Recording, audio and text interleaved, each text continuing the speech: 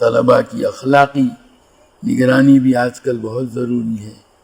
کون سے طلباء ہیں جو پابندی سے نماز پڑھتے ہیں جماعت کے ساتھ صف اول میں، خود بھی اس کا اہتمام کرو.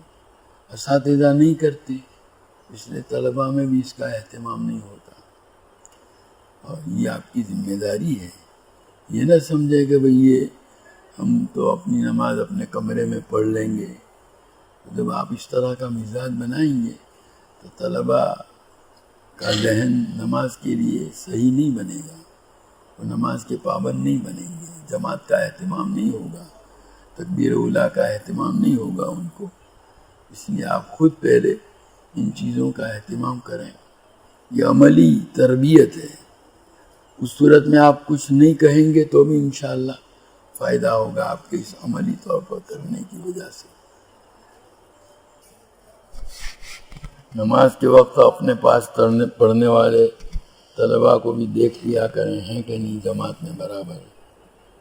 کسی اگر کوئی رکعت وغیرہ گئی ہے تو اس کو پوچھ لیا کریں کیوں تمہاری رکعت کیوں گئی، کیوں دیر سے آئے، کیوں ایسا ہوا. پوچھنے کی عادت ڈالو گے تو کچھ خود ہی پابند ہو جائیں گے بچے.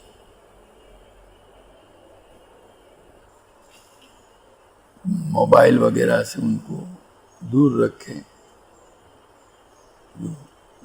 اور بھی جو دوسری وقت کو ضائع کرنے والی چیزیں ہیں اس سے روکنے کا اہتمام کریں. سمجھائیں محبت سے ان کو، ان کی نگرانی کریں تاکہ وہ ایسی برائیوں کا شکار نہ ہو. ان کو آداب معاشرت بھی سکھلائیں. ملاقات کس طرح ہو، کسی کے ساتھ پاس جاوے تو کس طرح بیٹھیں، سلام کرنا چاہیے، اس کا اہتمام ہونا چاہیے. کسی کو کوئی تکلیف ہماری ذات سے نہ پہنچے، ایسا انداز آدمی اختیار کرے. آج کل اس کی بھی بڑی کمی ہے طلباء کے اندر. اجتماعی طور پر نگرانی ہونی چاہیے سب کی اساتذہ کی طرف سے، اور یہ نصیحت اور برائی سے روکنے کا سلسلہ بھی اجتماعی ہو. مطلب ہے کہ ہر ایک لگا ہوا ہو، یعنی کہ فلانا کرے گا ہم نہیں کرتے، یہ نہیں، یہ غلط طریقہ. ہماری ذمہ داری بھی ہے، ہمیں کرنا ہے. اس کو ہر برائی سے اس کا ذرا سمجھا کر کے روکو. ایسا مت کر اتنا ہی نہیں، بلکہ اس کے اندر یہ خرابی ہے تاکہ اس کے ذہن میں یہ چیز بیٹھے.